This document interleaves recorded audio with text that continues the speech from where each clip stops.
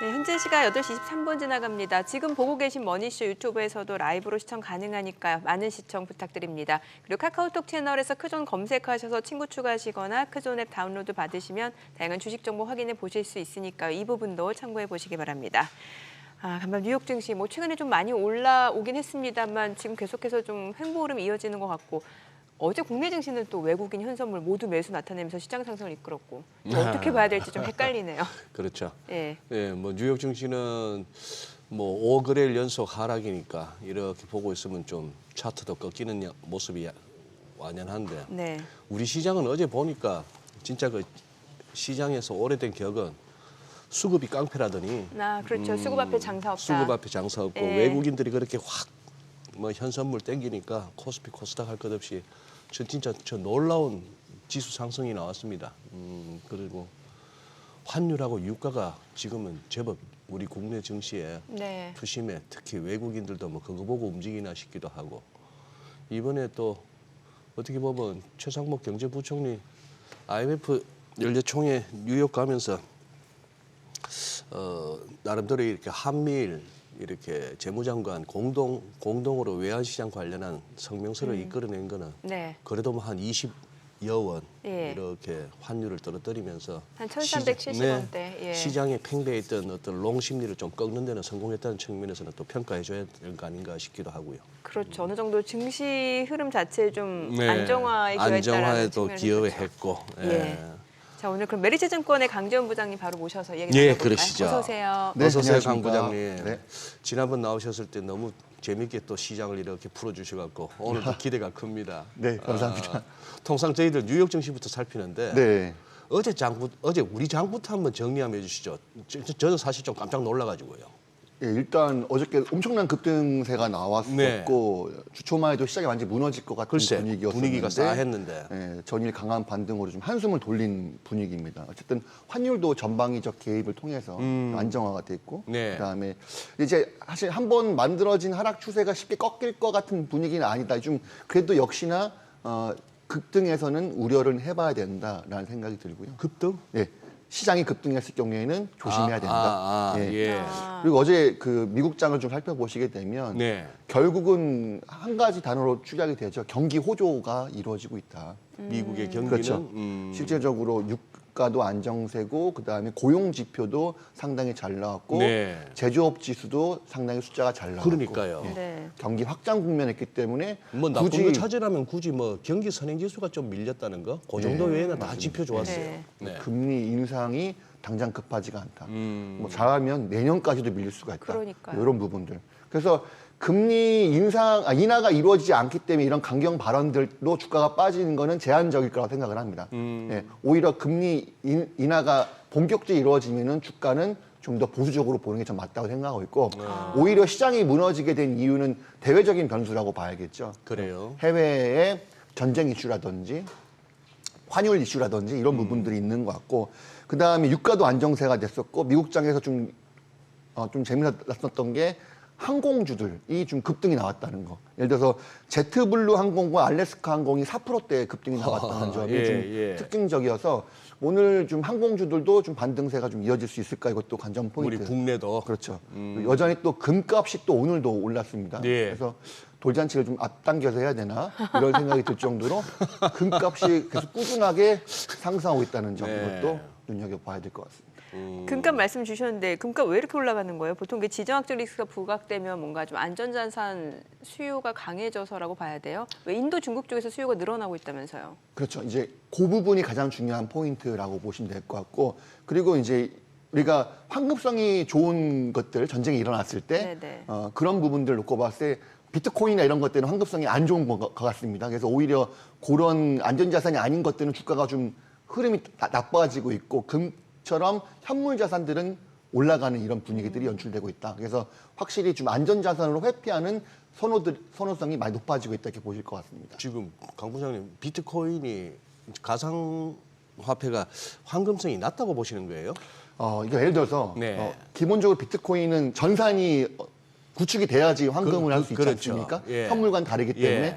그래서 오히려 전쟁이 일어났을 때 이런 비트코인의 자산으로 좀 쏠리지 않을까라고 생각했었는데 오히려 그 가격 자체는 떨어지고 있는 분위기 때문에 이번에 그렇죠? 그런 현상을 네, 보였죠. 그래서 역시나 비트코인은 안전자산으로 취급되진 않는구나 이런 걸 한번 알게 됐던 부분이거든요.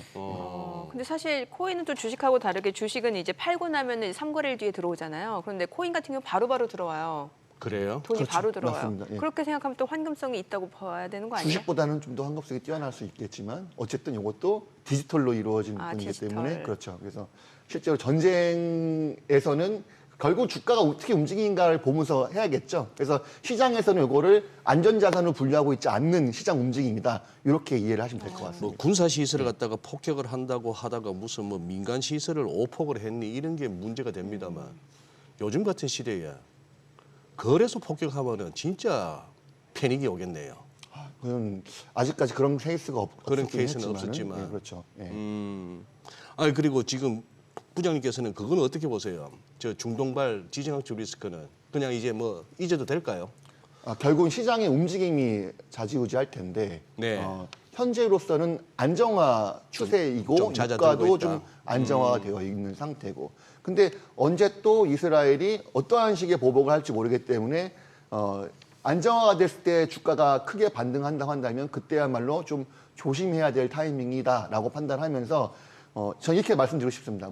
주가가 크게 급락할 때를 크게 두려워할 필요는 없지만 그렇다고 해서 주가가 크게 반등할 때 요거 같이 따라잡는 전략은 별로 좋아 보이는 전략은 아니다. 그래서 현 시점에서 시장 자체는 좀 보수적으로 보고 접근하는 것이 좋겠다라고 판단하고 있습니다. 아 지난번 출연 때보다는 확실히 조금 조심하자는 톤이 느껴지네요. 네, 맞습니다.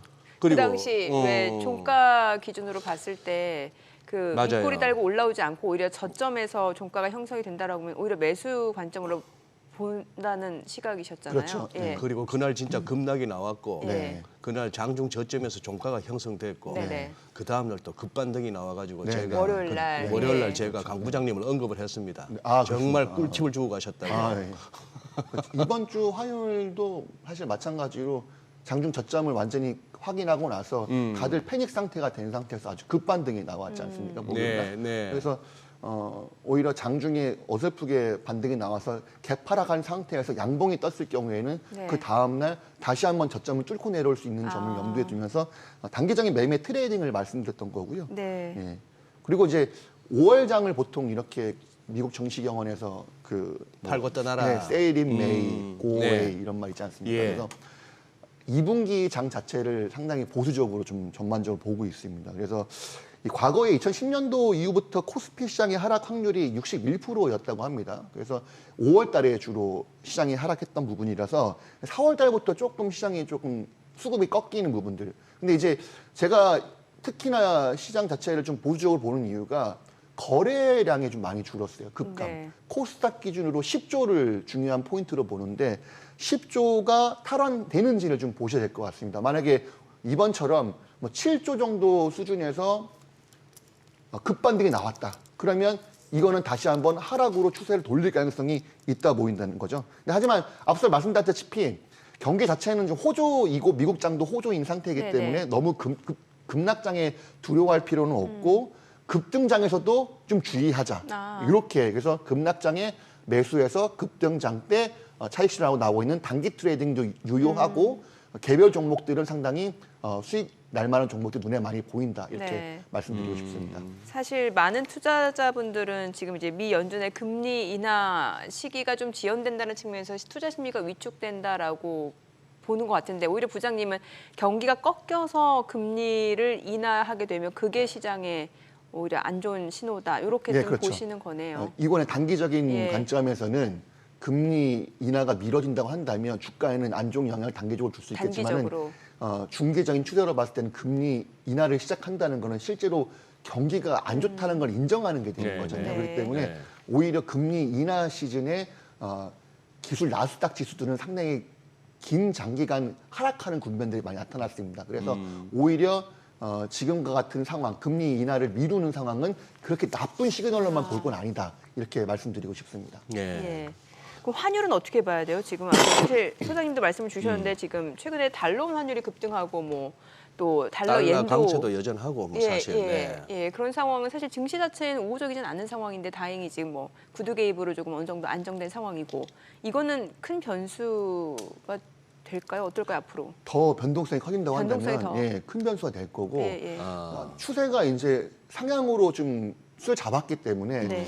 구두 개입만으로 단기간에 내려오긴 했지만 이게 쉽사리 꺾일 것 같지는 않다는 생각은 들어요. 아, 달러 강세가 추세적으로 이어질 수 있다 이렇게 보시는 거예요? 그래서 그 부분에 대해서는 저희가 예측하는 건 좀 섣불리 판단하는 네. 부분이라서 대형의 영역이다라고 판단하면서 특히나 달러 환율 움직임을 좀 예의주시하면서 투자의 비중을 조절해야 된다 이렇게 말씀을 드리겠습니다. 우리 강 부장님 확실히 지난번 출연하셨을 때하고 좀 기본적인 어떤 뷰가 달라지셨어요. 제가 받는 느낌은. 그때는 별로 걱정하지 말라는 쪽이었고 기회를 자꾸 살피자는 쪽이셨는데 지금 뭐 이 코너 시작하고 몇 분 안 됐습니다만 제가 받는 느낌은 어제의 그 지수 급등이 너무 들뜨지는 마라 하는 톤으로 저는 느껴집니다. 네, 그래서 매매는 계속 할 겁니다. 매매는 그렇죠. 약간 금리 단기 인하가 트레이딩으로 보시는 거죠? 단기 트레이딩으로 그렇죠. 보시는 거죠? 단기 트레이딩 말씀드리는 거고 그렇죠. 금리 인하가 실제로 내년에 미뤄진다고 한다면 네. 제가 생각했던 것보다 시장이 더 먹을 거리가 많을 수도 있어요. 올해 오히려. 한 해 동안. 그래서 약간 지금 더 지켜봐야 될 거고 시장에 워낙 변동성이 크기 때문에 네. 또 다음 주에 제 의견이 바뀔 수는 있겠죠. 그렇죠. 하지만 현 그건 뭐 시점에서는 언제든지. 네. 시점에서는 급등이 나왔을 경우에는 조심해야 된다. 흥분하면 안 된다. 또 종목들도 크게 오른 종목들 따라잡는 전략이 절대 현 시점에서 맞지 않기 때문에 아하. 자기가 좋아하는 종목들이 급락에 나왔을 때 따라잡는 그때 눌림목에 사는 전략이 훨씬 더 유리하다 이런 말씀을 드리고 싶습니다. 예. 지금 이제 막 TV를 켜시거나 이제 유튜브 들어오신 분들이 우리 강 부장님 설명이 귀에 쏙쏙 들어오시는 것 같은데 누구신가 싶으시기도 할 것 같아요. 자주 못 나오셨으니까. 우리 저 짱짱한 메리츠증권 영업부의 강재현 부장님이십니다. 부장님. 근데 지금 원샷 잡히면은 프로필이 한 번 더 들어가겠죠. 예. 이따 나가겠죠 또. 네.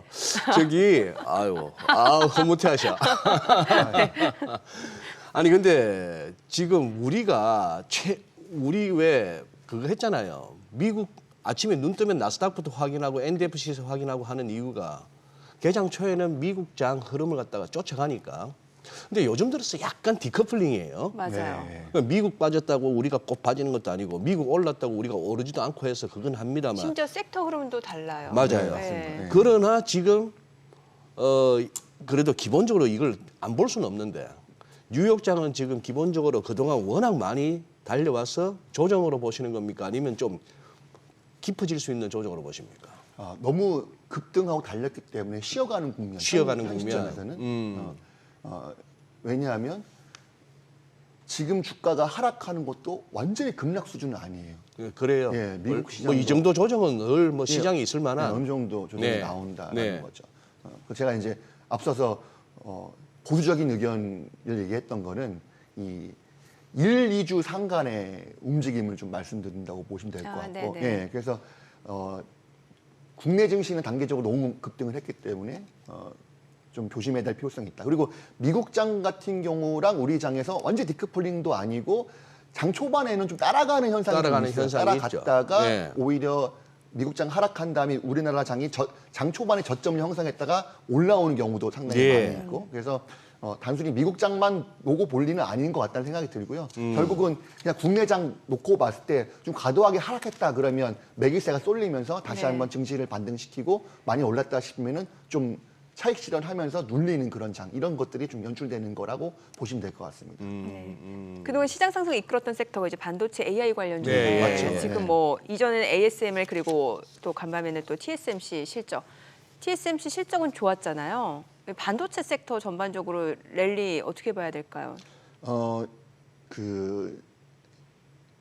삼성전자가 역대급 반도체 보조금 나오는 시점부터 주가가 예. 갑자기 확 밀렸단 말이에요. 아 그게 미국에서 그 반도체법으로 예, 그렇죠. 할 9조 원, 8조 9천억 네. 원. 예. 그때 반도체가 밀리니까 다른 종목들도 덩달아 같이 주가가 크게 네네. 하락했었는데 이제 그거를 급반등하면서 어떤 종목들은 반도체 장비들 중에 전고점을 완전히 탈환한 종목들도 상당히 많이 남았습니다. 그래서 이 반도체 섹터에 대해서만큼은 주도 섹터가 분명히 맞기 때문에 네. 이 섹터의 종목에 대해서는 매매를 여기서 하시는 게 상당히 유리하다. 아. 그래서 반도체 섹터를 가장 많이 중요하게 보고 있고, 다만 앞서 말씀드렸다시피 이 종목들도 항상 조정을 어김없이 주기 때문에 단기 급등에 따라잡으면서 이거 전고점을 돌파했기 때문에 따라잡는 추세 매매는 현 시점에서는 맞지 않는다. 네. 이게 대세 상승이고 시장을 아주 낙관적으로 봤을 경우에는요, 상승하고 돌파하는 종목들을 따라잡았을 때 더 크게 상승하는 경우가 많이 있는데, 맞아요. 예. 현 시점에서는 코스닥 거래량이 10조 미만에서 움직일 때 네. 지금 한 7조 정도 움직이고 있지 예. 않습니까? 이 상황에서는 달리는 말에 올라타는 이 전략 자체가 맞지는 않아요. 네, 그래서 조정이 나와서 눌림목이 나왔을 때 가장 매력적으로 보이는 종목들은 역시나 반도체 네네. 관련 종목들이지만 급등에 따라잡지 말고 눌림에 들어가자, 이런 말씀을 좀 다시 한번 강조드리고 싶습니다. 아, 그러니까 그동안 달렸던 말이 조금 쉬어갈 때 사서 또 올라가면 팔고 이런 전략을 말씀을 주시는 거예요. 네, 맞습니다. 네. 예. 그냥 부장님 촉을 한번 듣고 싶어가지고. 삼성전자 9만 원 하고 SK 하이닉스 20만 원 중에 어느 놈이 먼저 빨리 갈 것 같습니까? 현 시점에서 오히려 모멘텀은 SK 하이닉스 모멘텀이 더 강하다고 볼 수 있죠. SK가 더 강하다, 모멘텀은. 그렇죠. 왜냐하면 삼성전자는 보조금 발표가 이미 나왔고 SK 하이닉스는 기대감은 살아있고 라고 있기 때문에. 하지만 저는 이제 제 자녀에게는 삼성전자 주식을 매달 사주고 있습니다. 예. 적립식으로. 그렇죠. 적금처럼. 예. 그러니까 단기냐 중장기냐의 차이네요. 어떻게 보면 투자 전략에 있어서. 제가 한 번도 해보지 않은 아주 매우 장기. 그래서 매우 장기, 삼성전자. 적금이란 표현보다는 오히려 변액보험이란 표현을 쓰면 맞겠네요. 변액보험의 만기는 10년이지 않습니까? 저는 이제 요거를 10년 동안 계속 꾸준히 뭐 50만 원, 30만 원. 그 자녀분도 아빠가 꾸준히 그걸 사 먹고 있다는 거 제가 알고 뭘 있습니까? 사고 있는지 모를 겁니다. 너무 어려가지고. 근데 알고는 있어요. 아빠가 날 위해서 사 먹고 계시다 하는 거를. 전혀 모를 겁니다. 왜냐하면 아직 돌잔치도 못했기 때문에. 네. 그러니까 다달이 약간 적금 들듯이 지금 변액보험, 네, 변액보험 그렇죠, 해서 그렇죠. 예. 10년간, 최소 10년간, 길게는 10년 20년 동안. 예, 예. 대학 갈 때까지. 기대됩니다. 돌잔치 때 반지 몇 개 들어올 텐데 요즘은 짭짤하겠습니다. 예, 기대하고 있습니다. 그 테슬라도 좀 여쭤보고 싶은 게 지금 테슬라 같은 경우는 사실 좀 뭐 1분기 인도량도 안 좋았고 또 최근에는 일론 머스크 그 테슬라 이사회에서 그 이슈도 있잖아요. 네. 그게 한 77조 원 되죠. 맞습니다. 네. 간밤에 주가도 좀 많이 떨어졌고 이미 $160를 이탈한 상황인데 네. 어떨까요? 사실 많은 개인 투자자분들이 가격 메리트를 느끼고 좀 사신 분들도 꽤 있으시단 말이에요. 상당히 지금 불안한 투자 전략이 런 것 같고요. 왜냐하면 이제 인원 감축을 시작했지 예. 않습니까? 인원 감축하고 나서 이게 효과가 나타나려고 한다면 최소 1년 이상이 걸립니다. 그래서 이게 장기 추세로 하락하고 있는 부분이기 때문에 이 바닥을 예측하기가 쉽지가 않아요.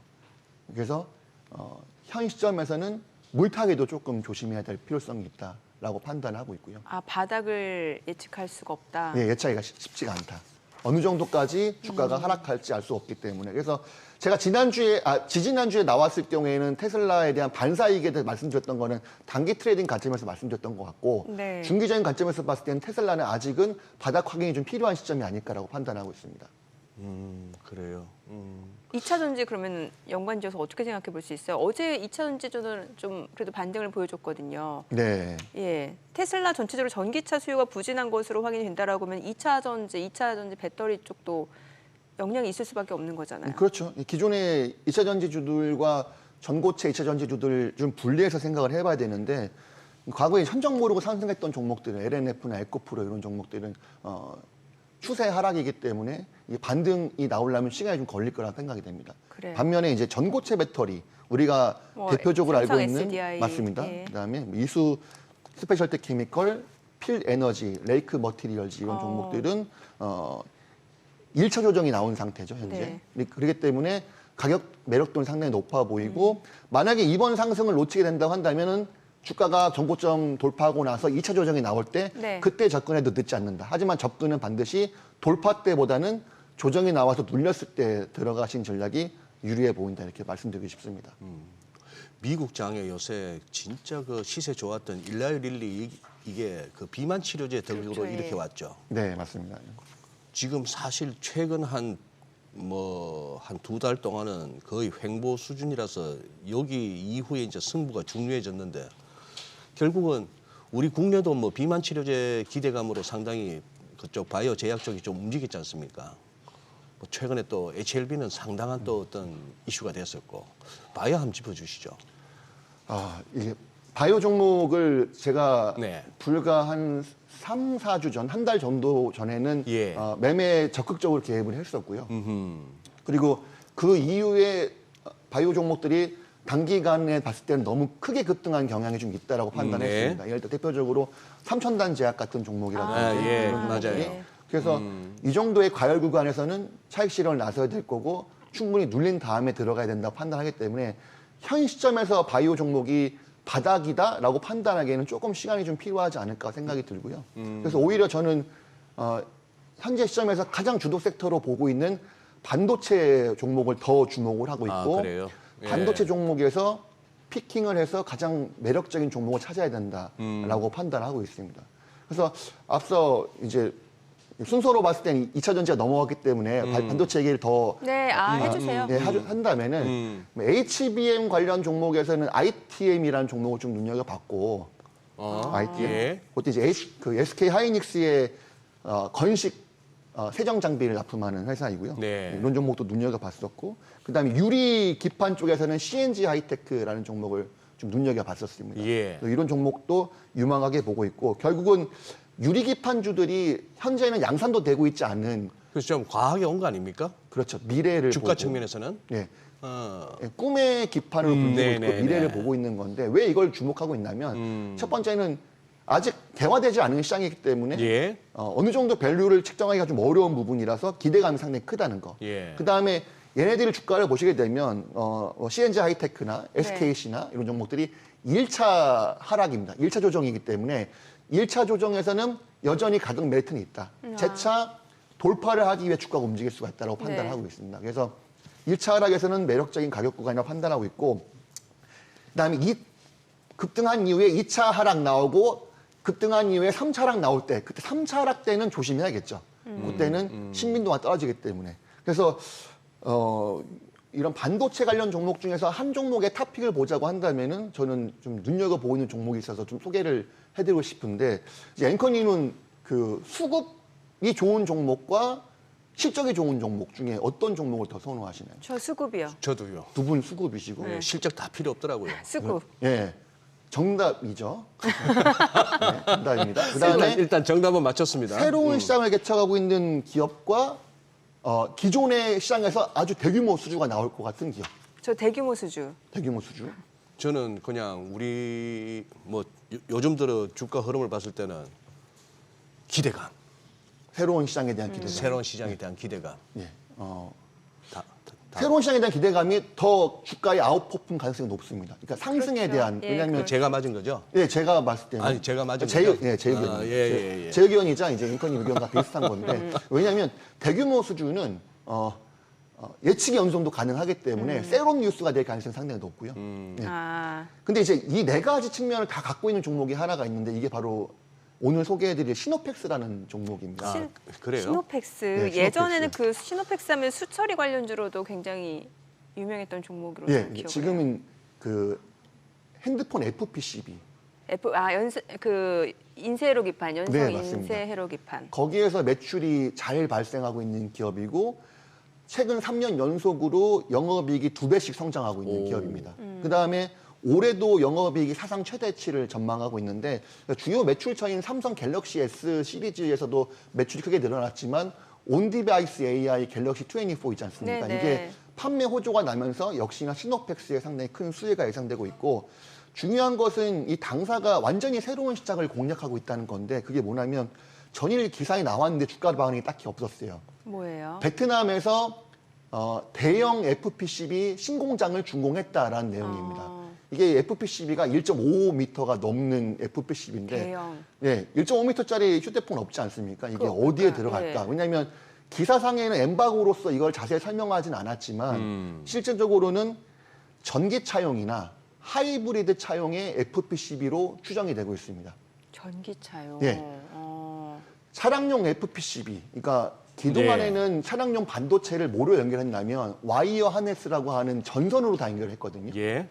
전선이 워낙 두껍고 무게가 무겁기 때문에 전기차에서는 특히나 이걸 경량화할 필요성이 있었던 거죠. 근데 이거를 FPCB로 전환하게 되면은 무게와 부피가 80% 미만으로 줄어듭니다. 그래서 요거를 국내에서 유일하게 시노펙스가 개발에 완료를 했고 공장까지 2년 안에 준공이 완료가 돼서 어제 준공식을 했던 거거든요. 아, 그래요? 예.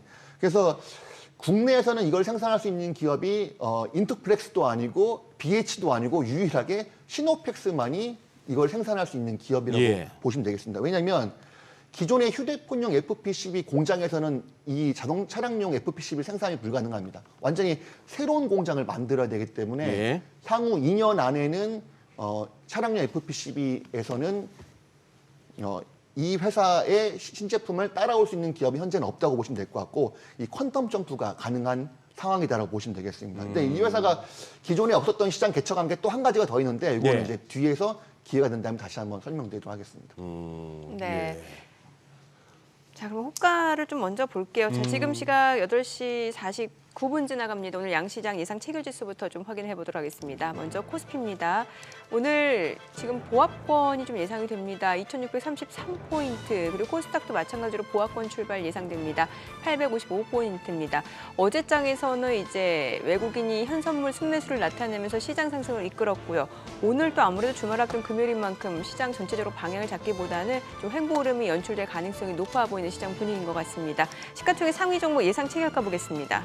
삼성전자 오늘 0.38% 상승 예상되고요. 지금 호가에서는 79,900원, 그리고 SK하이닉스는 1.8% 하락이 예상됩니다. 예상 체결가 179,000원이고요. LG에너지솔루션이 0.8% 하락이 예상됩니다. 호가 374,000원. 삼성바이오로직스가 1.2% 약세가 예상되고요. 예상 체결가는 78만 원으로 집계되죠. 삼성전자 우선주 보합 예상되고요. 현대차가 오늘 0.8% 상승 예상됩니다. 예상 체결가 23만 3,500원. 기아는 1% 하락이 예상되고요. 호가는 11만 1,000원으로 집계가 되고 있습니다. 셀트리온 보합 예상되고요. 포스코홀딩스가 강보합권 예상됩니다. 호가 39만 500원, 네이버 보합 출발 예상되고 있습니다. 코스닥 시가총액 상위 종목 예상 체결가도 보겠습니다. 에코프로빔 어제 6% 넘게 올랐는데요. 오늘은 1%가량 하락이 예상됩니다. 호가에서는 22만 5,500원. HLB가 소폭 상승 예상되고요. 예상 체결가는 9만 7,500원. 알테오젠이 2% 강세가 예상되죠. 호가는 18만 원이고요. 엔캠 3% 상승 예상됩니다. 예상 체결가 32만 5천 원. HPSP가 1% 약세가 예상되네요. 호가는 4만 3,300원. 리노공업 보합 예상되고요. 셀트리온장은 1.9% 하락이 예상됩니다. 호가 9만 100원이고요. 레인보우 로보틱스가 0.4% 상승 예상되고요. 예상 체결가는 17만 1,800원. 이오테크닉스는 0.8% 하락 예상되고요. 예상 체결가 24만 4천 원으로 집계가 됩니다. 자, 이제 개장까지 지금 한 8분여가량 남았는데 일단 시장 자체는 좀 보합권이 예상이 되고요. 글쎄요, 또 오늘 좀 예측 자체가 쉽지가 않은 것 같네요. 예측 자체가 쉽지 않네요. 네. 근데 뭐 어제 우리 외환시장에서 환율이 13원 90전 거의 뭐 14원 네. 급락을 해서 이제 72원 90전이 종가인데 1,300. 지금 NDF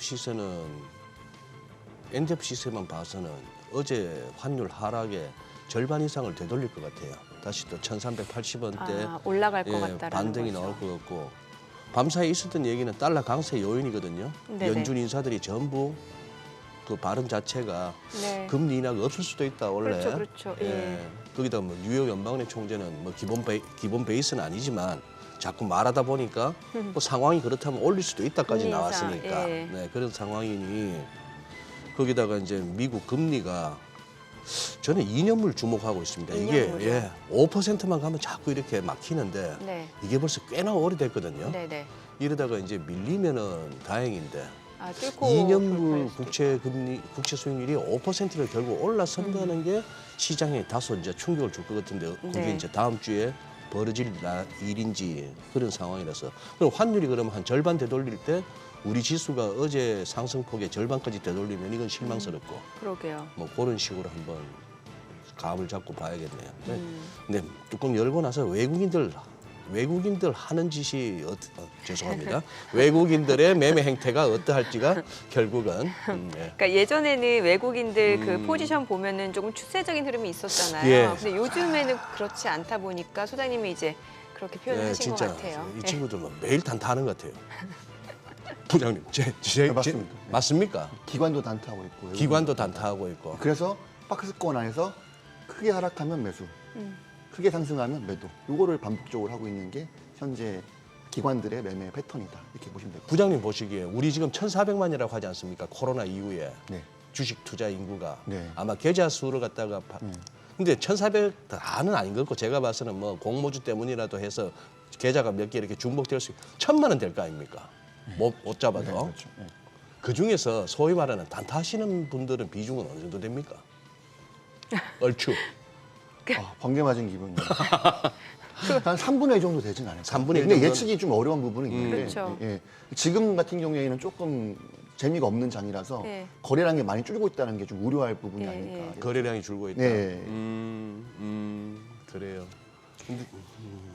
로봇주 여쭤보고 싶어요. 네네. 보면은 사실 또 올해 초만 하더라도 이제 로봇주들 움직임도 굉장히 좋았잖아요. 근데 지금 하나 이슈가 있는 건 뭐 며칠 전에 정부가 올해 상반기 중으로 첨단 로봇 기술 개발 로드맵 발표하겠다라고 했는데 어제는 좀 일부 로봇주들이 또 반등을 보여주기도 했거든요. 로봇주 모멘텀은 어떻게 봐야 될까요? 근데 미래로 가는 변화이고 패러다임 변화를 거스릴 수는 없겠죠. 예. 근데 이제 로봇주들이 잊혀질만 하면은 정고점을 돌파하면서 저를 자꾸 유혹을 하고 있는데 그 고점을 돌파할 때 따라잡는 것 이것도 위험합니다. 조정이 한번 나오면 좀 길게 나오는 경향이 있는데 어쨌든 조정의 바닥을 좀 예측하기가 어려운 게 로봇 관련 종목들이 아닐까. 그래서 오히려 로봇주 중에서 딱히 오른 거는 없지만 아주 유망해 보이는 종목을 하나 말씀드리자면 네. 아이텍이라는 종목인데요. 아이텍. 네, 아이텍.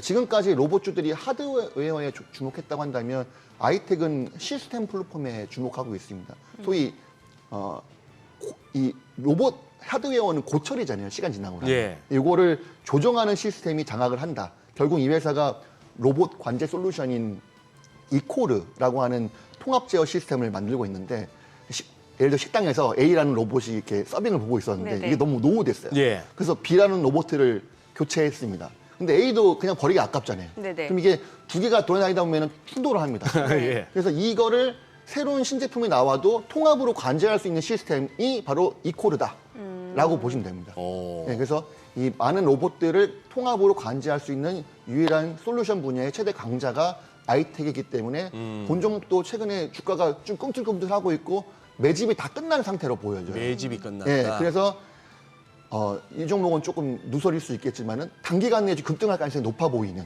누설이라 하시면 청기누설. 그 청기까지 하면 제가 이제 어떤 종교인이 되기 때문에 어쨌든 예. 단기 급등 구간에 있기 때문에 이 종목은 좀 현 시점에서는 좀 접근을 좀 빨리 해볼 필요성이 있어 보이는 종목이 아닐까라고 판단하고 있습니다. 로봇 쪽에서는 가장 현 시점에서 많이 안 올랐고 좀 매력적인 종목이다 이렇게 말씀드리겠습니다. 아까 2차 전지 언급하셨나요? 2차 전지 하셔서 어제, 전고, 어제 전고체 배터리가 좀 더 전고체 전고체 배터리 쪽으로 나와 쪽. 봅니다. 예. 그다음에 어. 뭐 이게 K푸드 얘기도 예. 질문지에 있더라고요. 아. 최근에 삼양식품 네, 네, 그렇죠. 불닭볶음면이 네. 잘 팔리다 보니까 전혀 먹지 않는 면이어서 이제 도시락은 그 예를 들어서 뭐 팔도 도시락이랑 네. 왕뚜껑 이런 거 좋아하고 네네. 농심 라면 좋아하고 이래가지고 네. 사실 K푸드 얘기 질문 나왔을 때 여기서 어떤 종목을 사겠냐 뭐 했을 경우에는 딱히 떠오르는 종목들이 눈에 보이지 않았어요. 왜냐하면 워낙 흐름 자체가 좀 지루하고 재미가 없는 부분들이 있어서 이것도 만약에 한번 고점에서 물리게 되면 얼마나 조정의 계획이 나올지 알 수가 없는 부분이라서 근데 약간 연관성은 없지만 그 얘기를 들었을 때 가장 매력적으로 보였던 게 LG 생활건강이라는 종목이었거든요. 화장품으로 보잖아요, 보통. 생활용품이죠. 생활용품. 생활용품. 예. 아. 네, 그래서 그러니까 먹는 건 아니지만 그렇죠. 예. 요게 아주 엄청난 자존심을 내려놓고 쿠팡과 손을 잡은 거, 알디에도 판매하는 거, 테무에도 판매하는 거, 워낙 작년 실적이 최악이었기 때문에 네. 이제부터는 실적이 더 이상 나빠질 수는 없다라는 측면에서 바닥에 있는 종목이 LG 생활건강 좀 눌리면은 너무 들어가고 싶은 종목으로 눈에 띄고 있다 이렇게 말씀드리겠습니다. 자, 그리고 시장이 조금 조정받을 때 오히려 좀 역주행하는 종목이 현대차, 기아 좀 봐야 될 것 같은데 현대차, 기아는 사실 실적도 좋고 한데 주가 자체는 조금 답답한 상황인 거잖아요. 네, 그렇죠. 어떻게 보시나요? 우상향 전반적으로 이 종목에 대해서는 장기로 봤을 때는 우상향 할 거라는 장기로. 확신은 갖고 있습니다. 예. 또 하지만 최근에 어차피 또 시세도 한번 낮다고 봐야 되는 거 아닙니까? 그렇죠. 예, 그렇죠.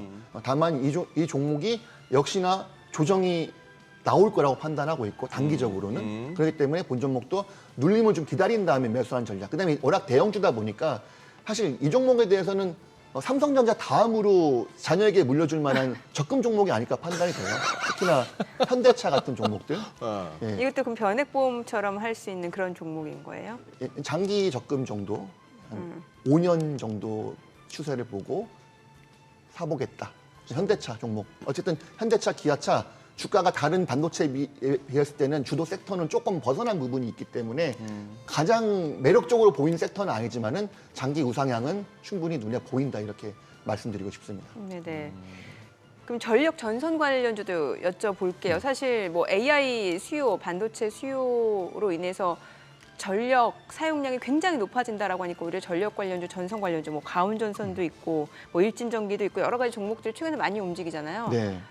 이거는 어떨까요? 실제로 실적이 좋아질 수도 있는 거 아니에요? 실적이 올해 최고고요. 예. 올해 최고 좋아지고 내년 더 좋아진대요.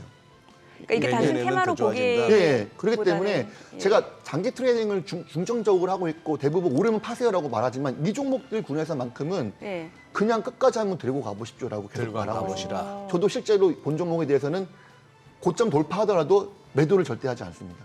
현대일렉트릭, 일진전기 이런 종목들 네네. 얼마나 올라가는지 두고 봐야 된다.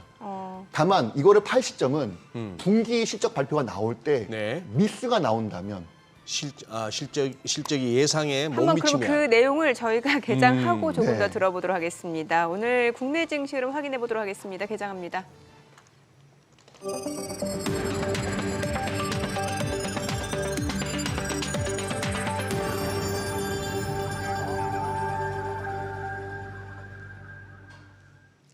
네, 4월 19일 금요일 국내 증시 개장했습니다. 간밤 뉴욕 증시는 혼조세로 마감했습니다. S&P 500과 나스닥 같은 경우는 닷새 연속 하락 흐름을 보여주는 상황이었고 다우지수만 강보합권에서 마무리가 됐습니다. 지금 미 연준의 금리 인하 기대감이 굉장히 지연되고 있고요. 그에 따라 투자 심리도 좀 위축되는 모습이죠. 다만 어제 국내 증시는 이제 빠르게 반등을 하면서 외국인 현선물 매수로 인해서 많이 올라가는 상황이었고 오늘은 일단 호가로 봤을 때는 좀 보합권이 예상이 됐는데요. 출발 지수 좀 확인해 보도록 하겠습니다. 코스피가 지금 1% 약세입니다. 호가와는 분위기가 또 다르네요. 2,600포인트.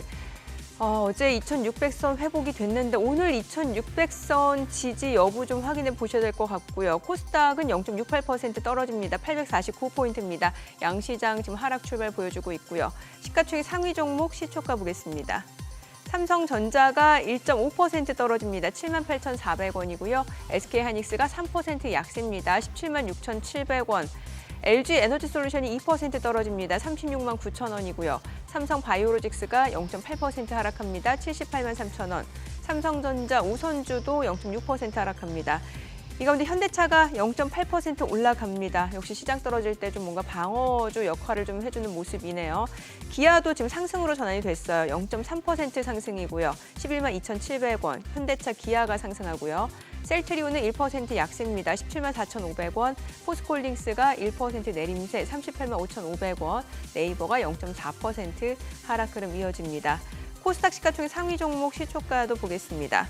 에코프로비엠이 지금 현재 1.7% 약세 22만 5천 원이고요. HLB는 보합이네요. 알테오젠이 0.4% 하락 17만 5,400원.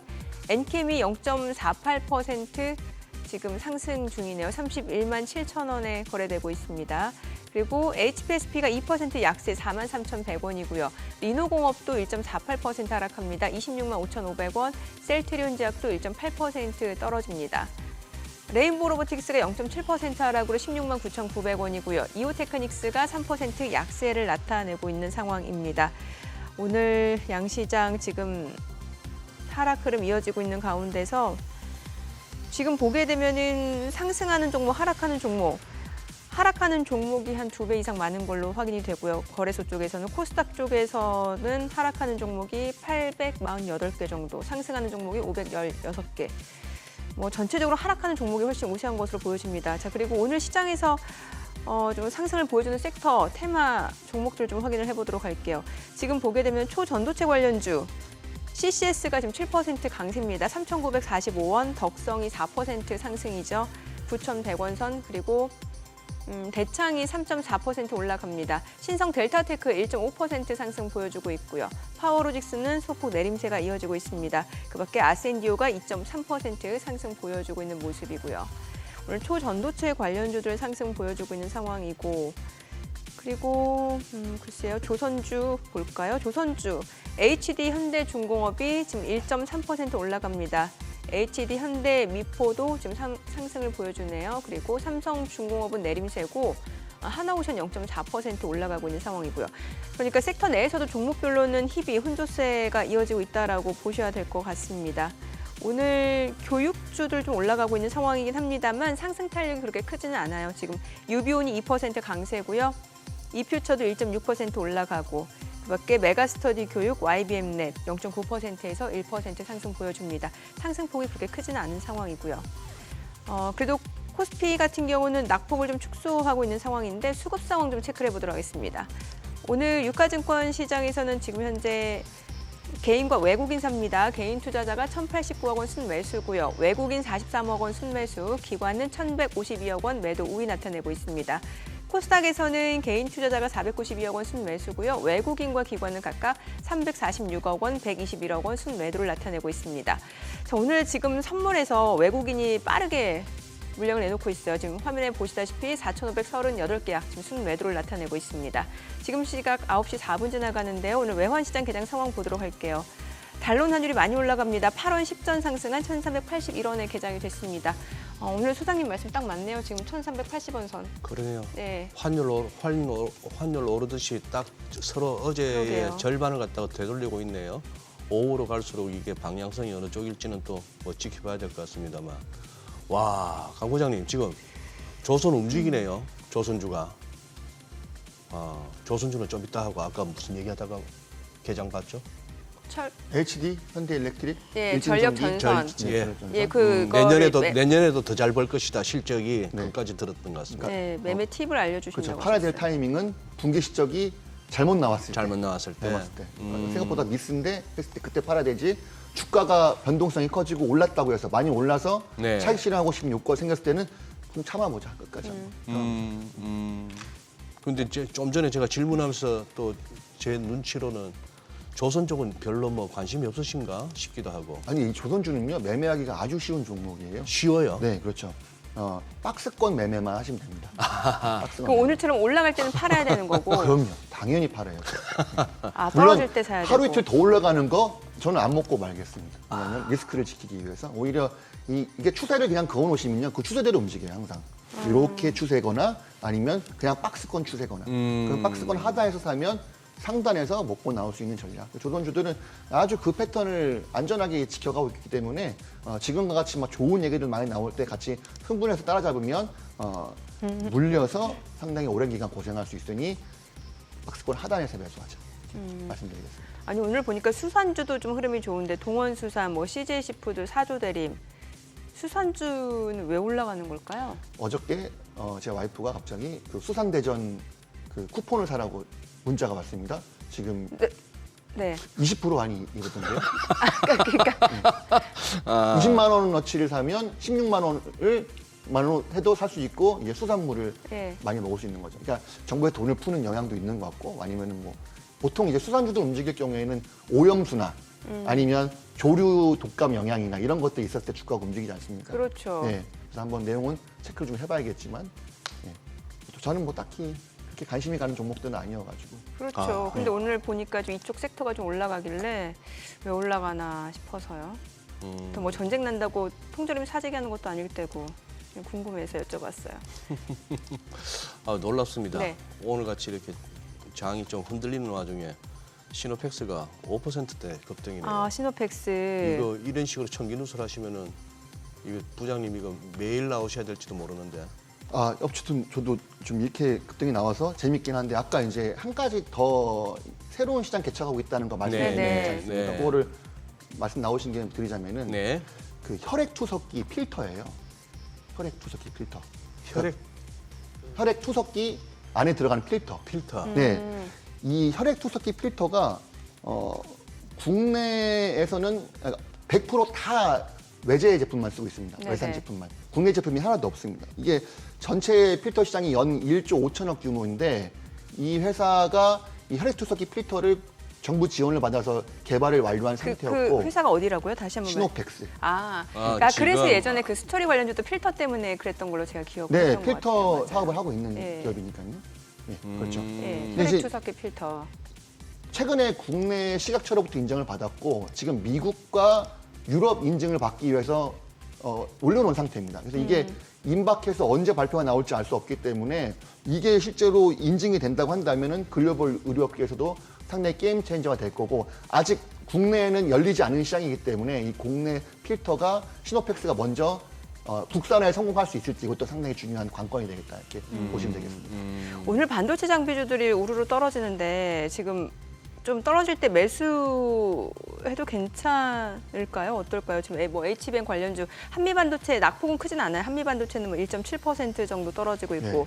또 뭐 하나마이크로는 좀 많이 떨어지네요. 3% 넘게 떨어지고 이수페타시스, 제주반도체 어때요? 이거 반도체 제가 쪽이요? 말씀드렸던 어김없이 반도체 종목들은 고점에서 한번 크게 올랐다가 지금 조정이 나오지 않습니까? 네. 그렇기 때문에 쪼고 있어야죠. 잘 쬐고 있다가 이게 좀 심하게 빠지는 거 아니야? 너무 급락하는 거 아니야? 그때 사요? 예, 그때 매수. 예. 지금은 큰 급락 수준이 아니기 때문에 조금만 기다려보고 싶습니다. 반도체 조금 관련 더. 종목들은. 하지만 반도체 종목들은 반드시 이 반도체 주력 섹터 분야에서 매매를 해야 되고 플레잉을 해야 된다라는 점에서는 아직까지는 유효하다라고 말씀드리고 싶습니다. 그리고 뭐 KB금융이라든지 이런 어떤 금융주들, 그다음에 뭐 밸류 프로그램 이후에 한번 시세 분출이 났는데 네. 거의 뭐 더블 가까이들 다 났는데 네. 그러고 나서 지금 이제 많이 흘러내리고 있는 중이거든요. 네, 그렇죠. 저쪽에 아직 더 기회가 있다고 보십니까? 아니면 지금은 조정이 좀 더 이어진다고 보십니까? 이게 정말 그런 말씀 잘해주셨어요. 더블 났다는 말. 이 말이 상당히 함정이거든요. 더블 났다? 예, 금융주가 더블 날 수 있는 종목입니까? 그건 아니라고 판단하거든요. 그러면 제자리로 돌아가겠죠. 제자리 예, 돌아간다. 그래서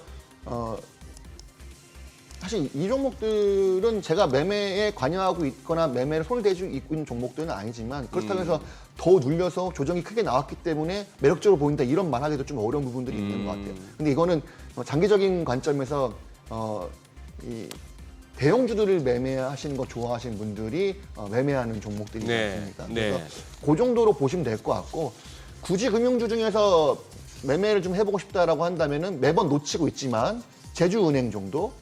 예, 제주은행은 상당히 끼가 있는 종목이기 네. 때문에 눌림이 나오고 나서 1, 2주 조정 나왔다가 한 번씩 20%씩 급등이 나오는 그런 경향이 좀 있는 종목이라서 금융주에서는 한 종목 뽑자면 제주은행 정도는 좀 눈여겨보고 있다. 끼가 있네요. 11% 급등하네요.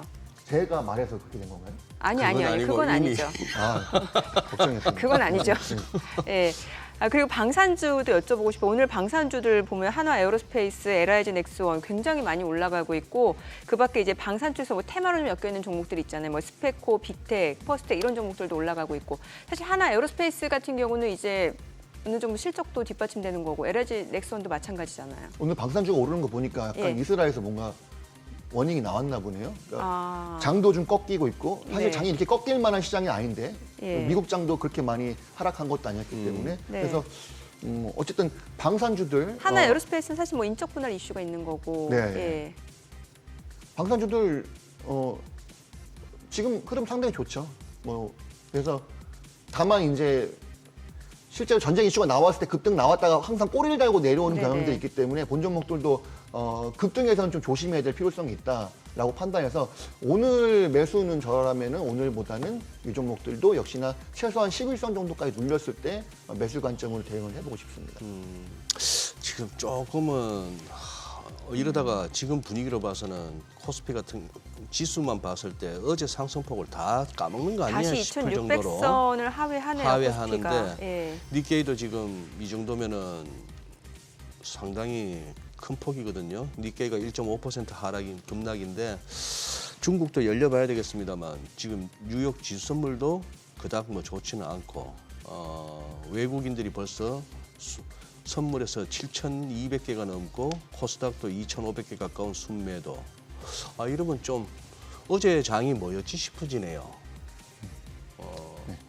그리고 강 부장님께서는 어제 같은 날 그런 식의 급등 이유를 조심하자라고 아예 처음 시작하면서 그렇게 워닝을 주셨고, 그런데 이 와중에 그러면은 장을 떠날 수는 없고, 우리 강 부장님 이제 꾸준히 나와주셔서 이렇게 하나씩 이제 보따리를 푸시겠지만, 오늘은 준비는 안 되셨을 것 같은데 이거 한번 여쭤볼게요. 아까 제주은행을 끼 있는 종목이라 하셨는데, 지금 국내에서 주식 하시는 분들 가운데 이 끼 있는 종목을 갖다가 한번 손맛을 못 본 분들은 많이 이렇게 속이 상해하세요.